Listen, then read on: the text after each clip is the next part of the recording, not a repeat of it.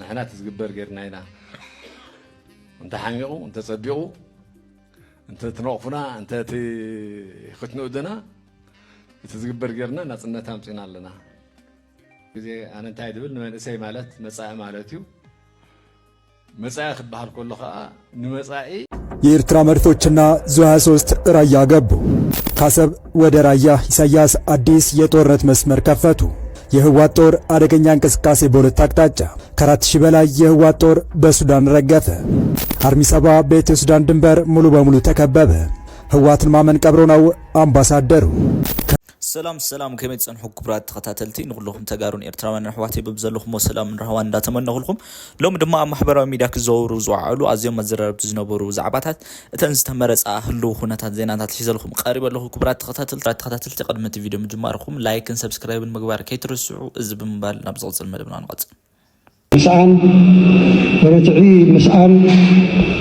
ጭቆና ምዛሕ ግፍዒ ምዛሕ حاوي يولد مو كم ديال نصلو أو ملء لبنهم حاوي تشكموا سوي هالحالتا تطلقيهم اسمع حستم كوينهم زمز فكر ذلو جزاتي أبي كم زعرفوا موداتو خبزوا وصلوا ذلو خيو يغني لي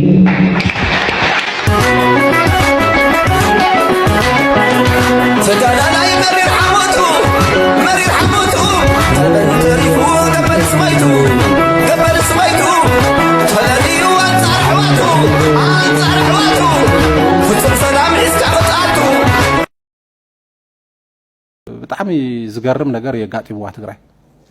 بقى لبام زي كنا كايدا ناب جونسايد فتصم الكاسكيد كالطف حقوق تزنق قدمو زنبر ركبس نتفت وان جونسايد نستفصم نغرات كله بزسرز منغدي كيدو نايك ستاپ وينو مالتي سلازي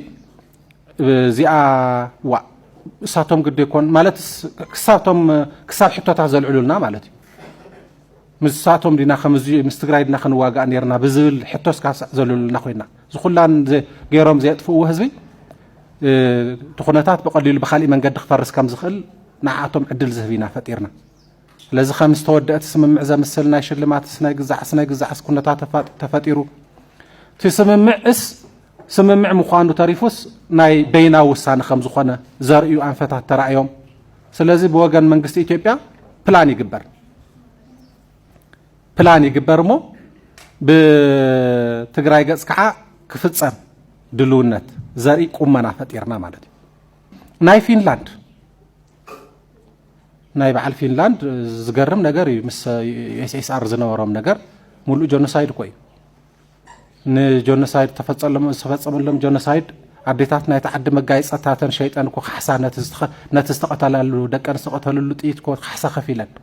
ጣም ብዙሕ ነገር ሓለፉ ዓደታት አለው ግን ውሽጣዊ ጉዳያቶም ሃንድል ገሮም ንደጋሪኦም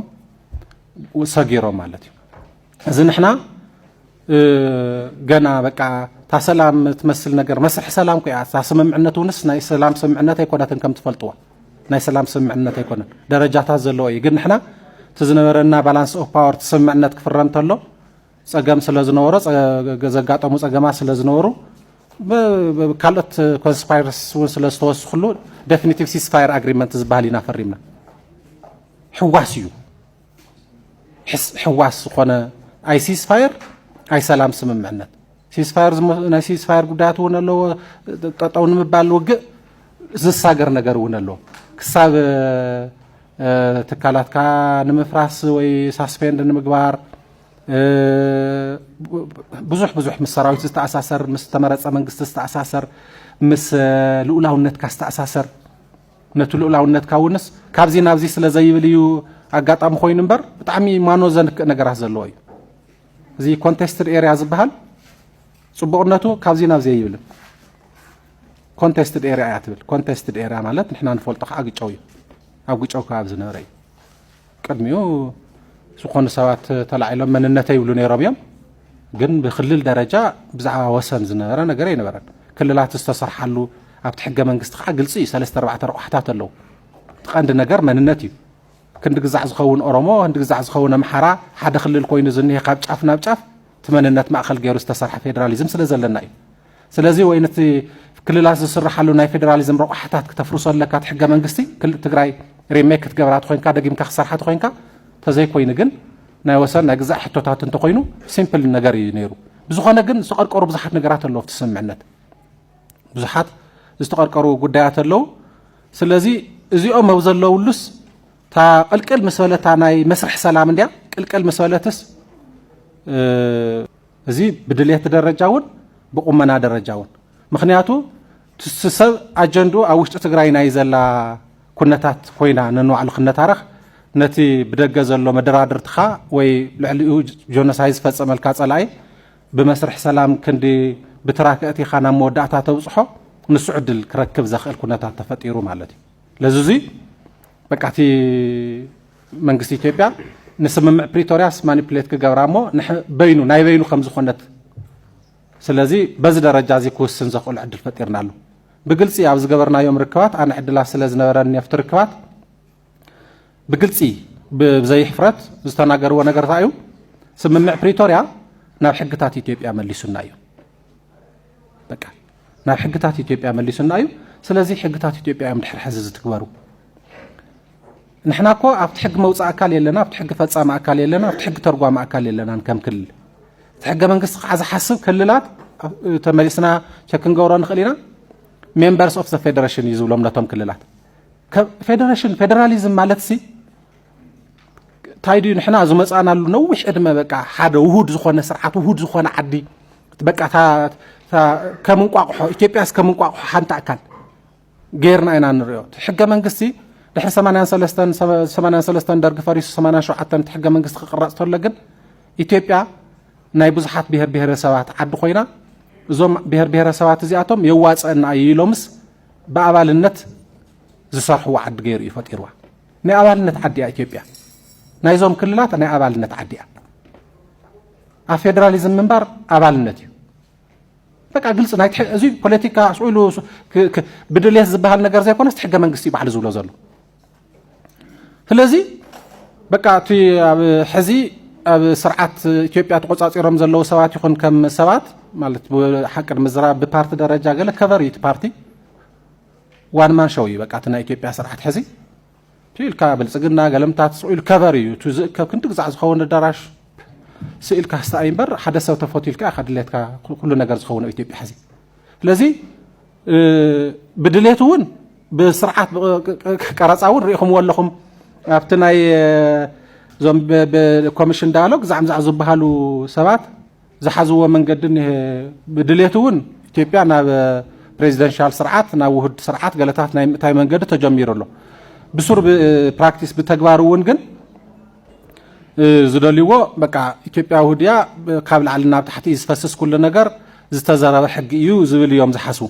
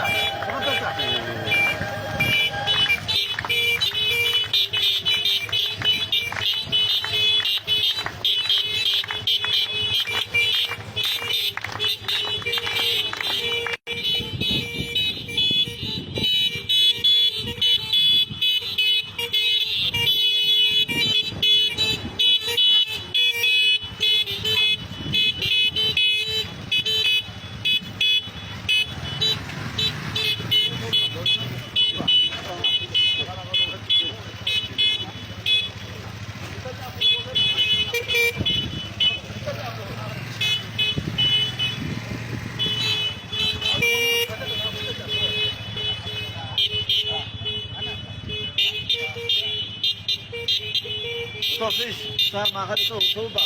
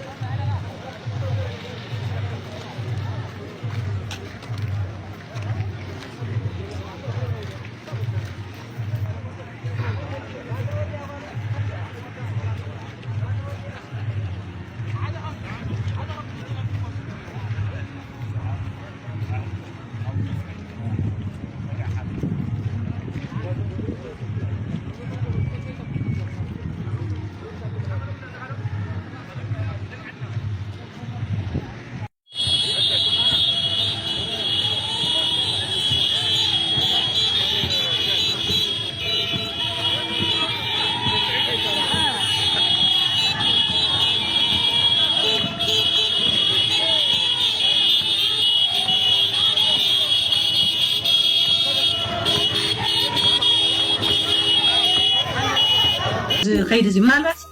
حزن وقع زلنا مالت حزن مسرتاو مالت كوينات زدل زلو تግራይ ዲያ ኩናት ትደል ዘላ መንግስቲ ኢትዮጵያ እስከዚያ ሓንቲ ታሽሙ ጋር በቲ ዝኸይድ ዘሎ ከይድታት ናብቲ ኩናት ዝእቱ ካብቲ ግፋ ጀሚርካ ካብቲ ፖለቲካዊ ኖ ግፋ ናይ ውሽጢ ትግራይ እንዲዩ ናይ ውሽጢ ጉዳይ ፖለቲካዊ ጉዳያት እንዲ ናይ ሕብረተሰብ እንዲዩ ድሓን ኩናት ኣይኮነን ግፋ ካሊ መንግስቲ ኢትዮጵያ እንታይ ንኩናት ክገብር ሪእያኒ እስከዚያ ሪእና በልኒ ማለት ኩናት ምንም ዓይነት ድሌት ኮነ ጎስጓስ ኮነ ምንቅስቃሳት ኮነ ወታደራዊ ምንቅስቃሳት ክልከላታት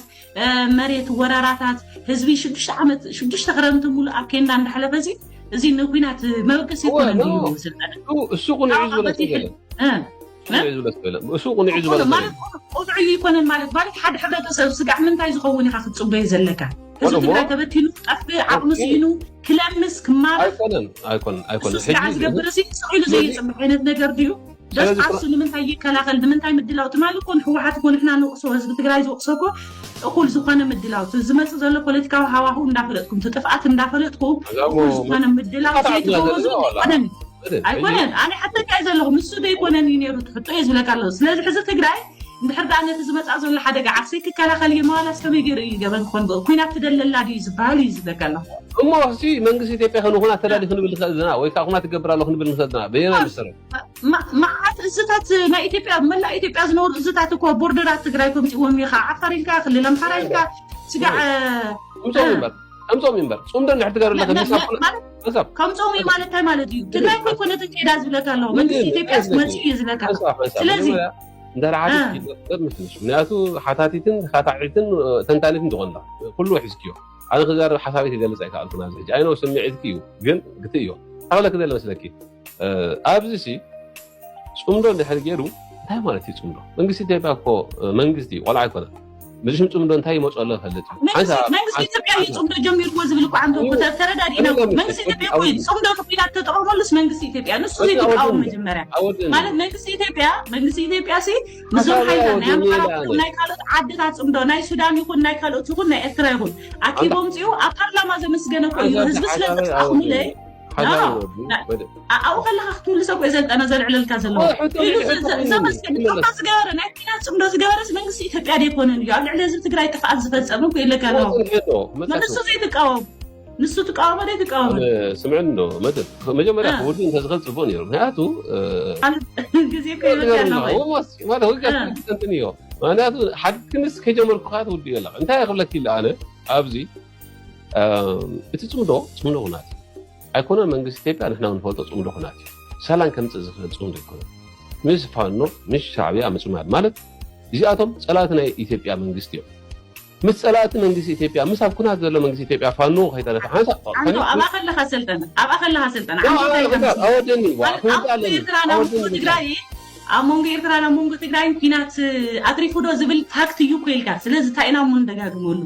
ፋክት ኢልካ ንዶ ጉዳይ ኣልከባ ሓራና መንጎ ትግራይ ኩናት ኣትሪፉ ዶ ፅምዶ ፋክት ኢልካ እዩ ስለዚ ማለት ነዚ ሞ እንታይ ክትብርሃነ ደስ ሓሳብካ እየካ ሕጂ ትደልዮ ጥራሕ ክሰምዕ ትደሊ ኺ ላስ ተፋውሎ ዝፀጉ ዝኾን ዘሎ ፀዊዕክኒ ሓሳበይ እንድሕር ክብ ኮይኑ ከዓ ዘይክውሓጠል ክኽእል ፎርስ ግን ኣውደኒ እንታይ እብለክ ኣለኹ እንድሕሪ ምስ ፀላእቲ መንግስቲ ኢትዮጵያ ዝኾነ ኣካላት ፅምዶ ትገብር ኣላ ትግራይ ካብ መንግስቲ ኢትዮጵያ ዝኾነ ክፅበ ይብላ ካብ ባጀት ጀሚርኪ ዋላ እቲ ነፋሪት ከማን ስጋዕ ሕጂ ዘሎ ሲ ኣምላኽ ሃቦ ጠጠው ክብል ዝግብኦ ነይሩ ምስ ኣብ ኩናት ዘሎ መንግስቲ ኢትዮጵያ ዘሎ ፋኖ which means እንታይ ማለት እዩ ምስ ፋኖ እንታይ ኣሎ ምስ ፋኖ መንግስቲ ኢትዮጵያ ኣሎ ግን ኣብ መንጎ ፋኖን ትግራይ እንታይ ኣሎ ዝረኣኻዮ ነገር ነገረኪ ፅምዶ ኣሎ ፅምዶ እንታይ ዓይነት ፅምዶ ዘይሕጋዊ ፅምዶ ሕጋዊ እንታይ ማለት እዩ ፋኖ እኮ ንትግራይ ሓንሳብ ኮይኑ ፋኖ ንትግራይ ገበን ዝፈፅመላ እዩ ተረዲኣ ሕጂ ፈድያ ኮነት ንትፃመዶ ዘላ ተረዲኣ ወይ ፍትሒ ስለ ዝረኸበት ኣይኮነት ንትፃመዶ ዘላ ብሓቂ ትግራይ እንታይ ትገብር ዘላ መስለኪ በዚ ካብ መንግስቲ ኢትዮጵያ ፌቨር ትደልላ ሰብ ናብ መረበቱ ክምለስ ባጀት ክመፃ ገለመለ ትፅበላ በዚ ከዓ ምስ ፀላእቲ ናይ ኢትዮጵያ ዝኾነ መንግስቲ ፅምዶ ትገብር ኣላ ተረዲኣ ክልተ ደሊኻ ዝኸውን ነገር የለን ወይ ፅምዶ መሪፅካ ምስ ፀላእቲ ኢትዮጵያ ትውግን ወይ ድማ ምስ መንግስቲ ኢትዮጵያ ከዓ መንግስቲ ኢትዮጵያ ዘይደልዩ ነገር ክትገብር የብልካ ካብ መንግስቲ ኢትዮጵያ ትፅበየ ነገራት ኣሎ መሬትካ ክምለሰካ ዲ ባጀት ክወሃበካ ዲ ካልእ እንተሎ ምስቶም ፀላእቲ ኢትዮጵያ ዝኾኑ ከዓ ክትከይድ የብልካ ኒያ ክልተ ደሊኻ ዝበሃል ነገር እኮ የለን ከመይሉ ከማን ስጋዕ ሕጂ ከይዳሎ ይገርመኒ ኣነ ኣብቲ ቦታት ተዝነብር ነይረ እንታይ ዝኸደ ነገር ኣሎ ናብ ትግራይ ዝመፅእ ማለት ናብ ትግራይ ዝመፅእ ስንታ እዩ እኒሄ መንገዲ ኣየር ተበልካዮ ኣብ መንጎ ትግራይ ሓይልታት ዘጋጠመ ፍልሊ ፖለቲካዊ ፍልሊ ንምጥቃም መንእስቲ ትግራይ ህዝቢ ትግራይ መሬቱ ገዝኡ ጥሪቱ ሸይጡ እኮ እዩ ንክስደድ ዘረፋ እኮ እዩ ዝገብር ዘሎ መንግስቲ ኢትዮጵያ እውን እንትኾነ መንገዲ ኣየር ኢትዮጵያ እውን እንትኾነ እኮ ንሓንቲ ጉዕዞ ስጋዕ 35,000 ብር ከፊሉ እዩ ናብ ኣዲስ ኣበባ ዝኸይድ ዘሎ ስለዚ እዚ ትግራይ ድያ ትጥቀም ዘላ ናይ ትግራይ ካብ መንገዲ ኣየር ኢትዮጵያ ትግራይ ተወስዶ ነገር እንታይ ኣለዋ እንታይ ይመስለክ ህዝብ ትግራይ ይወስደና ፈጥዮ ዘለኪ እዚ ኩሉ ክኸውን ዝገበረ ብራብሓ አንጻርሲ ብራብሓ ትግራይ አንጻር ግን ክትሪእስ የብልካ ማለት እዩ ዝኾነ ህዝቢ ኣብ ዝደለዩ ቦታ ክጓዓዝ መሰሉ እዩ ግን ንህዝቢ ትግራይ ሓሊ መንገዲ ኣየር ኢትዮጵያ ዝዓፀወ ገለ ዝብል ግን ጽኢሉ ህዝቢ ኢትዮጵያ ሓሊ ዘኮነሲ ቶታሊ ዲስኮኔክት ክኸውን ይኽእል ነይሩ ኩሉ የዝብለክሎ ኣለኹ ዋላ ህዝቢ ትግራይ ሲ እንታይ በስመራ ክኸይድ ነይሩ ንሕዳ ዕድል ረኺቡ ኣይረኸበ ማለት እዩ ካብኡ ናብኡ ዝዛረብክሎ ኣለኹ ብመሰረቱ ሲ ነቲ ባጀት ክቋረፅ ነዳዲ ክቋረፅ ካልእ ናብዚ ደረጃ እዚ ንክበፅሕ ዝገበሮ እቲ ከይዲ ናይ ፅምዶ እየ ዝብለክሎ ኣለኹ ኣነ ተረዲእላ እቲ ፅምዶ ሲ ዋላ ሓንቲ በቃ ምስ ፀላእተይ ዲል ትገብሩ ኣለኹም ኣነ ዘይፈልጦ ትግራይ እኮ ክልል መር ሃገር ኣይኮነትን ሓንቲ ክልል ሓንቲ ሃገር ዘይፈልጦ ፈደራል ዘይፈልጦ ንሕዳ بزي أفلت فدرال مسكال صلاة فدرال نخلل مالت نحنت خلل كتجورز جب أكا وبوس قاع زي جبركا مسلك أخذ حتى زلكاي مثلا من قصدي تبان تجري حنت خلل يايلوس زيادة بهالنجار هذا هو أكيد تدوري يموت هاللوك يبلك الله بحاجة من قصة مسرف مريت عتمنتيلو بعلى يحزين يوم مريت وري راح يزين يقول لكم بعلى كونفيرم جبرك أنا مينستر كويس الله يتبع مريت هذا قدامي مينستر أبزللو عد خويناس تجري تأي حاتي تخوينا مالت مريتات من تلا زلان سا بجتا تغلك لا زلان سا نداد تغلك لا زلان سا مدحاني تغلك له زلسو ردا هيا تغلك له زلسو مدد اجي አርበኛ ዘመነ ካሴ የኢትዮጵያ ትብብር ኃይሎች ጥምረት ዋና ሰብሳቢ ሆኖ መመረጡን የአፋብን ወታደራዊ ምንጮች ያደረሱን መረጃ ያመለክታል። የአብይ አህመድ አገዛዝን ሸኝቶ በአዲስ ስርዓት ለመለወጥ እየተደረገ ባለው ትግል ህብረት የፈጠሩት ኢትዮጵያን ኃይሎች የጋራ ጥምረት መፍጠራቸውን ያስታወቁት በቅርቡ ነበር። አሁን በደረሰን መረጃ መሰረት የአፋብን ሊቀመንበር የሆነው አርበኛ ዘመነ ካሴ የጥምረቱም ሊቀመንበር በመሆን እንዲመራ መመረጡ ታውቋል። እንዲሁም ከዛሬ ጀምሮ እነዚህ ኃይሎች በጋራ የሚጠሩበት የወል ስም የጥምረት ኃይሎች እንዲባል ከውሳኔ ላይ መደረሱን የአፋብን ወታደራዊ ምንጮች ያደረሱን መረጃ ያመለክታል። በአማራና በትግራይ ህዝቦች መካከል እልቂት ለመፍጠር ከአማራ ሚዲያ ኮርፖሬሽን ጋር ያካሄደው ቃለ መጠይቅ ሊሳካ እንደማይችል በርካታ የአማራ ፖለቲከኞችና አክቲቪስቶች ገለጹ። በህዝቦች መካከል የተፈጠረውን ግንኙነትና ወዳጅነት ለመበጣጠስ የሚያደርገው ጥረት እንደማይሳካና ቁጥር 1 የአማራ ህዝብ ጠላት ጄኖሳይደሩ አብይ አህመድ መሆኑን የአማራ ፖለቲከኞች ያብራራሉ። አብዱካህሳይ ተመልክቶታል። ጄኖሳይደሩ አብይ አህመድ የአማራን ህዝብ በድሮን በጦር ጀቶች በከባድ መሳሪያና በእግረኛ ሰራዊት መጨፍጨፍ ከጀመረ 3ኛ ዓመቱን ተያይዞታል። በውድቅት ሌሊት በጠራራ ፀሐይና በዝናባማው የክረምት ወቅት ያለ ርህራሄ ንጹሐንን በጅምላ በግፍ እየጨፈጨፈ በንግግሩ ግን እኔ ወዳጅህ ነበርኩ ነገር ግን ጠላታችን የሚሉሃሉ በማለት አፈቅቤ ሆደ ጩቤ መሆኑን በይፋ ባንደበቱ መስክሯል። የአማራ ህዝብ እንደ ህዝብ በጠላትነት ፈርጆ የኖረው ማን ነው? ለሴራ ጎንጓኞች የጦር መሳሪያ የሚያስታጥቀው ሀገር ሴቱ ነው። ምንድነው የሚያወሩት እነዚህ ሰዎች? ማንን ሊነግረን ነው የሚፈልገው? ጠላታችሁ ምናምን 27 ዓመት ምናምን ሊለን ነው። ዲቲንክ አማራ የደነቆረ ነው። አንተ በሰጠው አቅጣጫ እንትና ጠላት ብሎ ነው እና አማራን ጠላት ብሎ የኖረው ማን ነው ካልክ በኋላ አማራን ጠላት ብሎ ከኖረው አሁን በሌላ በኩል ደግሞ ሻቢያ ሊል ነው። እሺ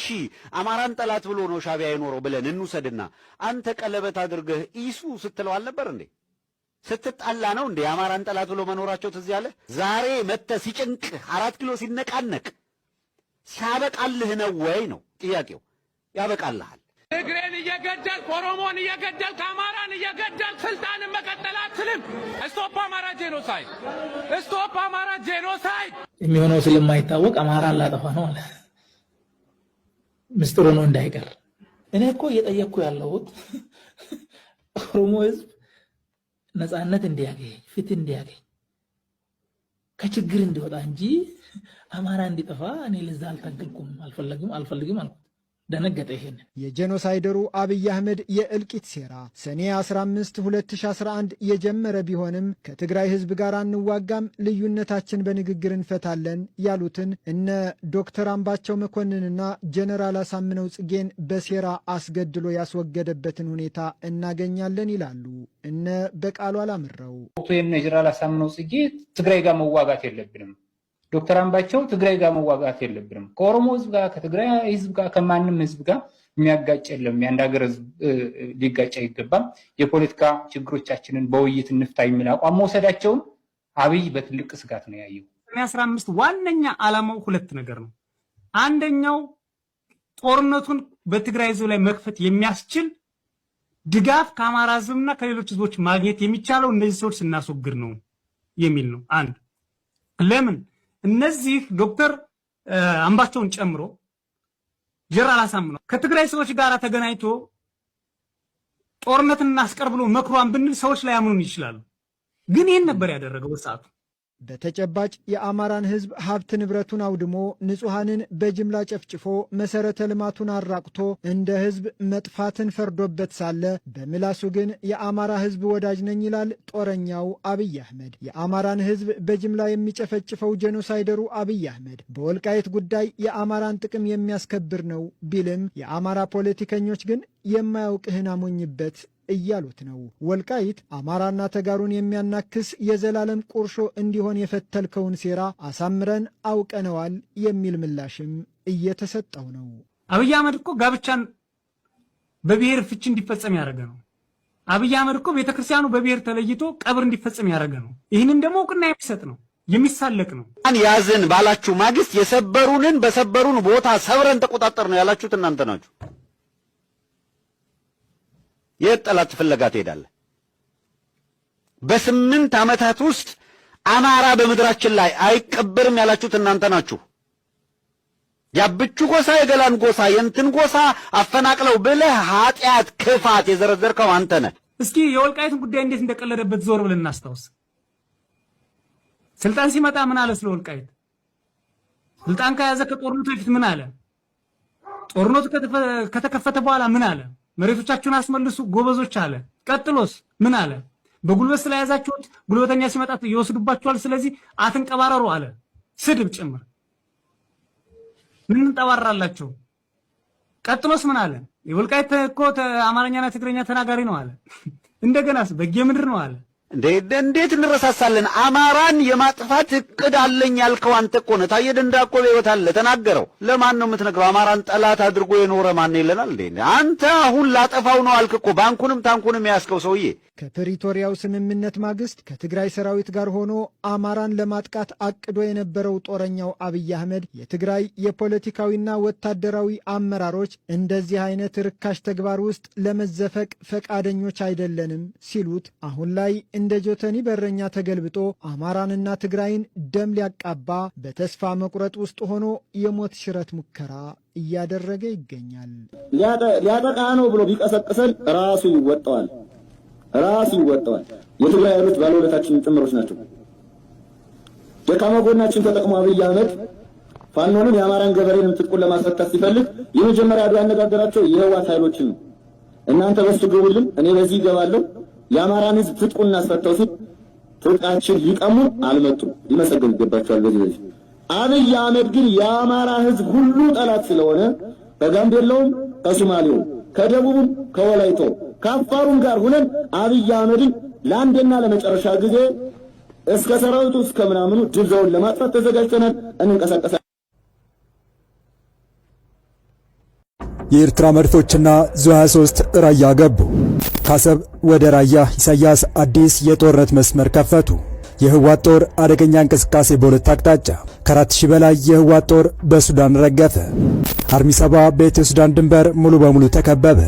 ህወሓትን ማመን ቀብሮ ነው አምባሳደሩ።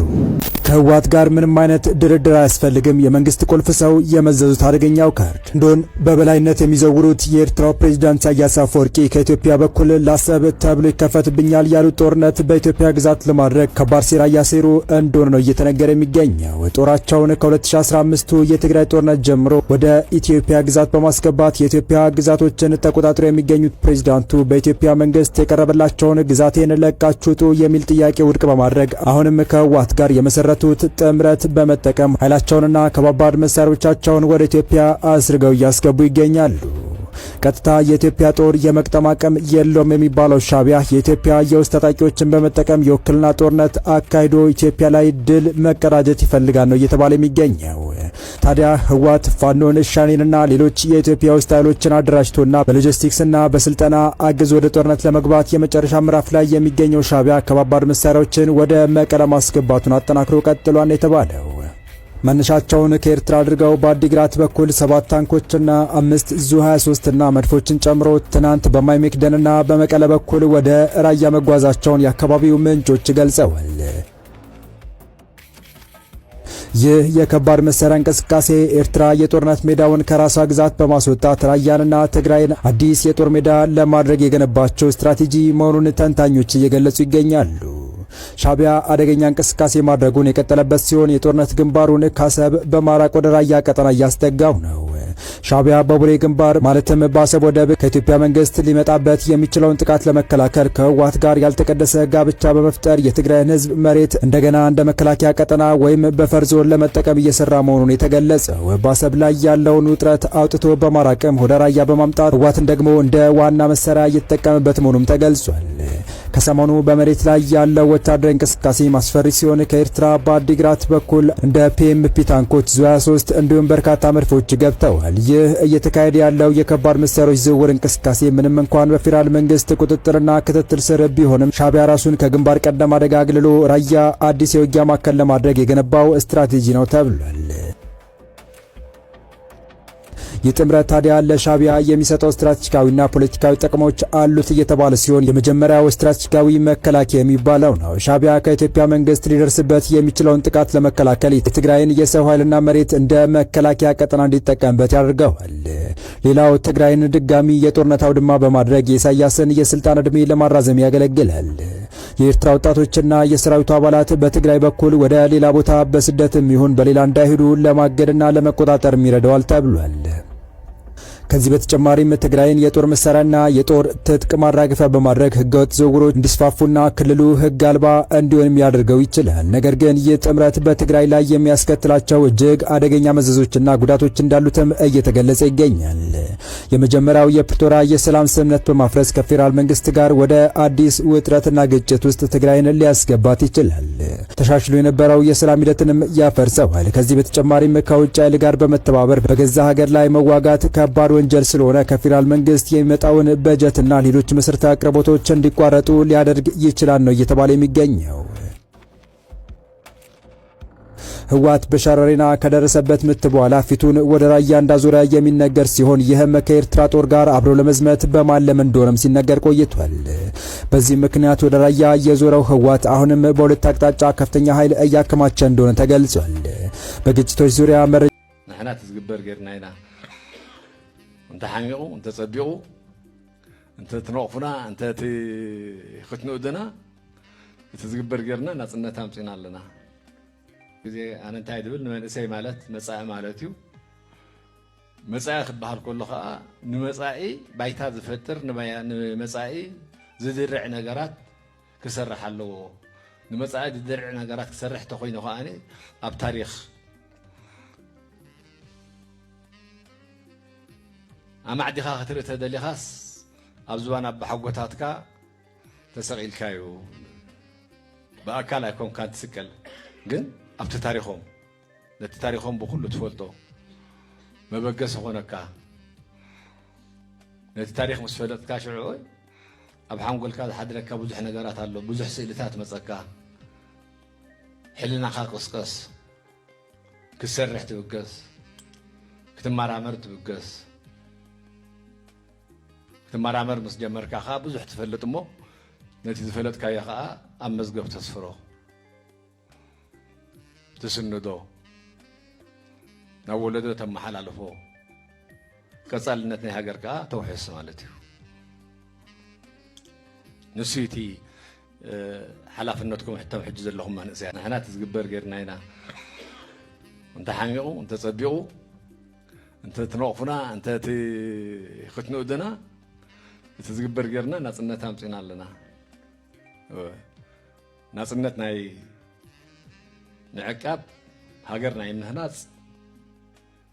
እቲ ታሪክ ናብዞም ንኣሽቱ ዘለዉ ህፃውንቲ ሕጂ ዘለዉ ኣብ መዋእለ ህፃናት ዘለዉ ኣብ ጁኒየር ዘለዉ ኣብ ሰከንደሪ ስኩል ዘለዉ ናይ ምምሕላፍካ ናትኩም ሓላፍነት እዩ ማለት እዩ ንዕኡ ጥራሕ ኢና ንሕና ንላበወኩም ንኽእል ሓቂ እዩ ኣብዚ ብዙሓት ዓበይቲ ኣለዉ እዚኦም ኣብ ዘለዉ ዓበይቲ እዞም ኣብ ዘለና ዓበይቲ ማዕሪኹም ክንጎዩ ኣይንኽእል ኢና ግን መወከሲ ዲክሽነሪና ከዓ እቲ ታሪክ ስብልፅና ኣሎ